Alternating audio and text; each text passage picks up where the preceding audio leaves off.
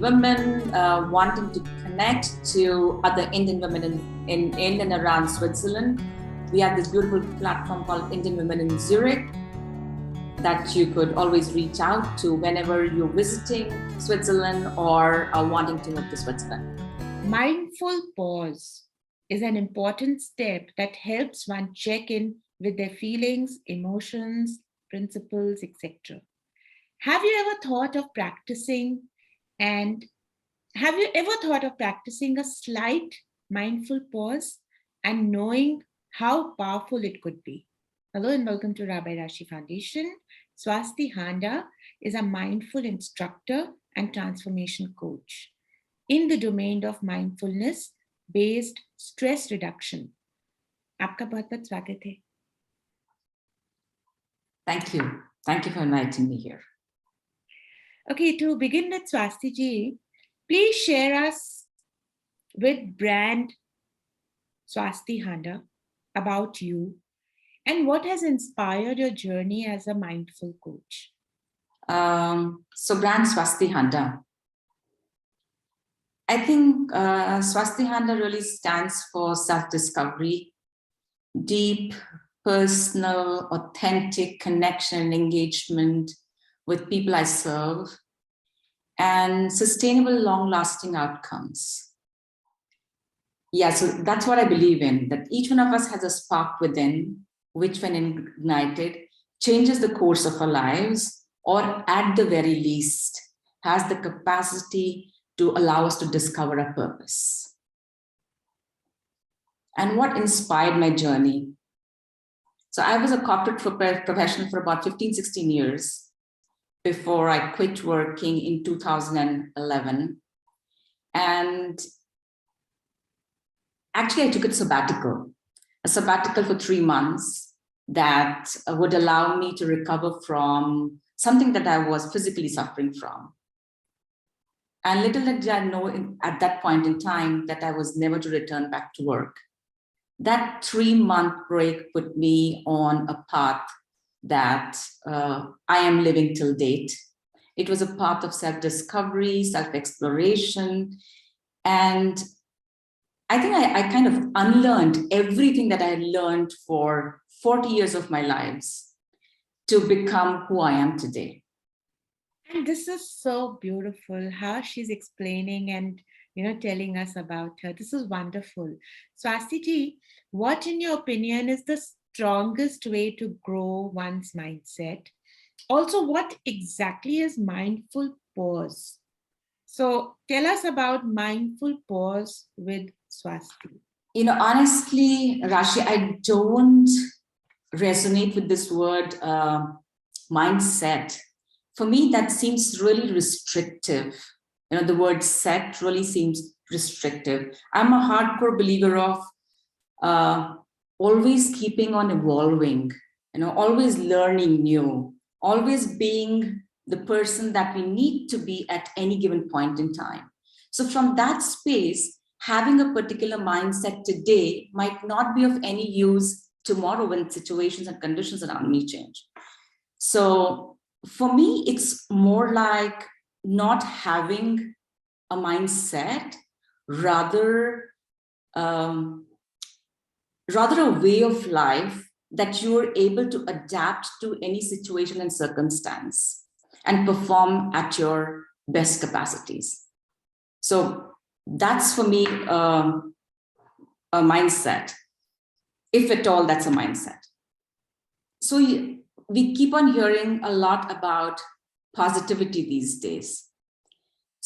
And in the process, sometimes I've noticed people are being positive at the cost of what needs to be recognized. So sometimes there are certain things in our lives, however negative they might seem, we need to dig deeper to get to the cause of what is, why am I the way I am?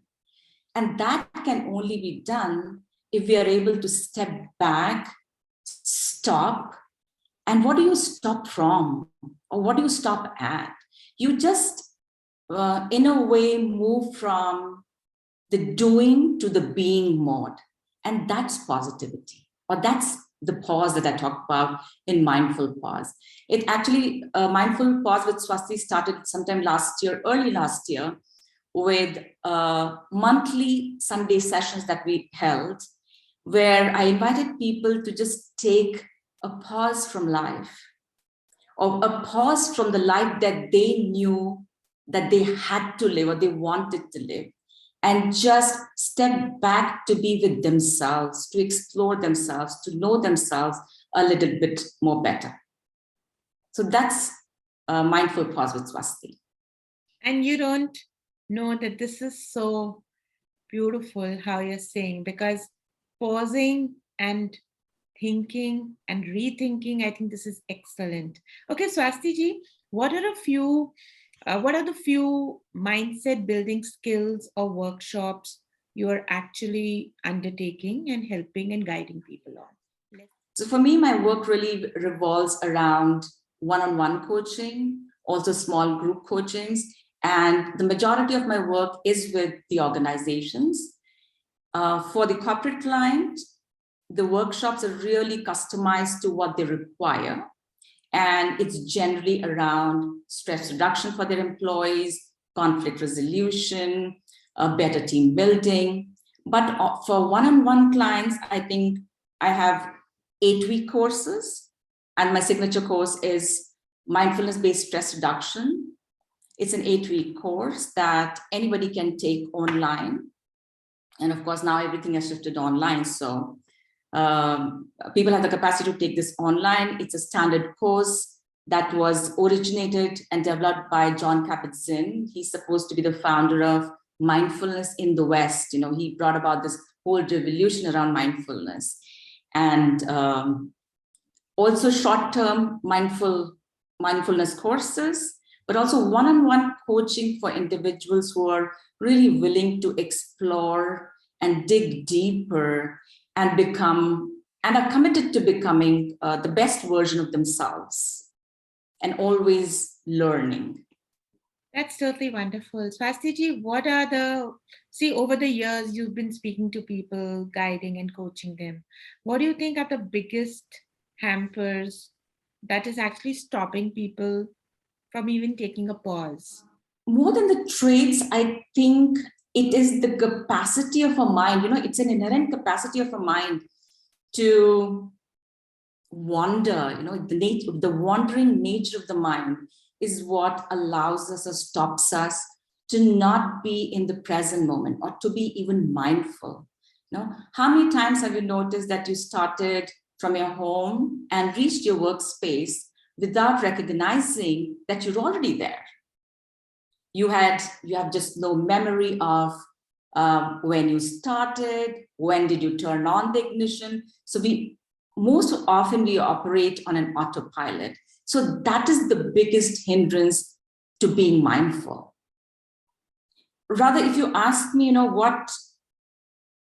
what is it that shows me that I should be taking a mindfulness course or a mindfulness pause, is if you find yourself or you call yourself a warrior. You know, I just worry, or I'm ruminating or brooding over my past.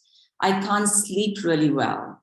I have some chronic pain or chronic lifestyle diseases, high levels of stress. These are all indications that your body, your mind is actually asking you to slow down. And that can only happen. Mindfulness is just one way of doing that.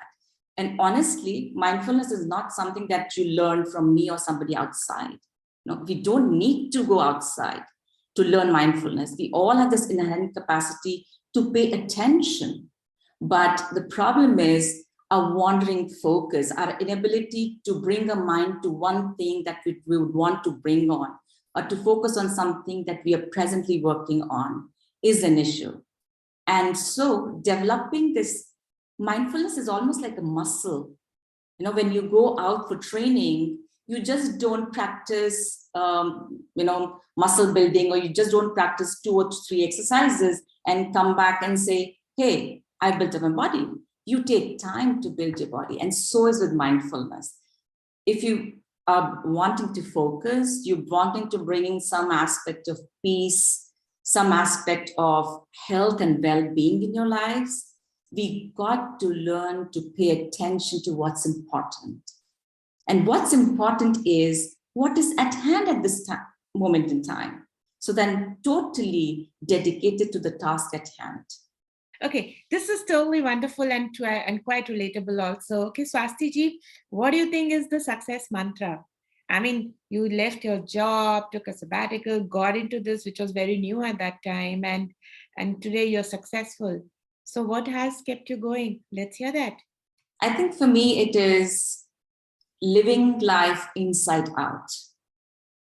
So really living from a space where it's my intention to know my intrinsic motivations, my intrinsic acts, why am I the way I am, or why am I behaving the way I am behaving, and then reaching out so that I have the capacity to be able to respond and not react all the time. So living, yes, in short, living life inside out. Absolutely fantastic this is. Okay, and how are you supporting women empowerment? You know, International Women's Day is just around the corner and we're recording you today in February. So kindly share, kindly let us know how are you supporting women empowerment? And secondly, also let us know about your social initiatives back home in India and also in Zurich, both. Kind of smiling inside when you ask me, how are you supporting women empowerment? You know, when I was working in the corporates, and I had really tough time with women bosses. And when I quit working and got onto this solopreneurship and entrepreneurship path, I realized that I didn't have this cohort of people, or rather women, whom I could, reach out to. And this also came in from, because I had just moved to Zurich at that point in time. It was almost 9 years ago. And people already operated here it's a society that has its own small networks. And for a newcomer, and also the one who's an introvert, to get into those circles was very difficult for me on a personal basis. So supporting women really started from that space for me. I think I started one of the Indian Women Network here in Switzerland. It was supposed to be an online FB platform at that point in time. And one of its kind, because I shifted from Gurgaon at that point in time, and we started that. And today we are, I think, about 1,500 odd women there. And the purpose was really to build synergy and a sense of camaraderie amongst women. That's how it started, almost like a social initiative to get women together. And 8-9 years down the line, we have loads of women who started their own entrepreneurship ventures from that platform. There is an online magazine that has started off, and it's quite recognized. It's in Switzerland, and also within the Indian community across the world. And there's several other initiatives that have been started by women, for women, from Indian women in Zurich. So that's how it started. That was the beginning of my journey of what just getting a group of women together could do. And in the process, I've realized that I've let go of my notion that I had in my head that I can't work with women. And I see myself surrounded by loads and loads of women that I coach one-on-one. Lots of my work goes on with coaching women within the migrant refugee community also. And yeah, so that's my work with women in the area of women empowerment. More than empowerment, I just call it women supporting women. That's my motto. Are we standing together as sisters, if I might call it that? Any women wanting to connect to other Indian women in and around Switzerland, we have this beautiful platform called Indian Women in Zurich that you could always reach out to whenever you're visiting Switzerland or are wanting to move to Switzerland. Yeah. And regarding my social initiatives, I must confess that I'm not I don't associate myself with certain particular groups. I feel it's the causes that resonate with me at any given point in time. So that there have been initiatives that have revolved around women losing their partners during the last 2 years that I have been coaching and working one-on-one with those women across the world, some of them in India and other parts of the world also. Then I am really passionate about working with children, but I don't have that kind of a bandwidth to do that now, but I support people working on education initiatives for children in India. And that's a lot of good work from Swasti Handa all the way from Zurich. One thing is for sure, by taking a mindful pause, we can definitely head in the right direction. Speak to Swasti Handa to know more about so many different services she's offering. Connect with her. Her details are available in the video and on the post as well. Swasti ji, आपका बहुत बहुत thanks है कि आप आए. Thank you so much, Rashi.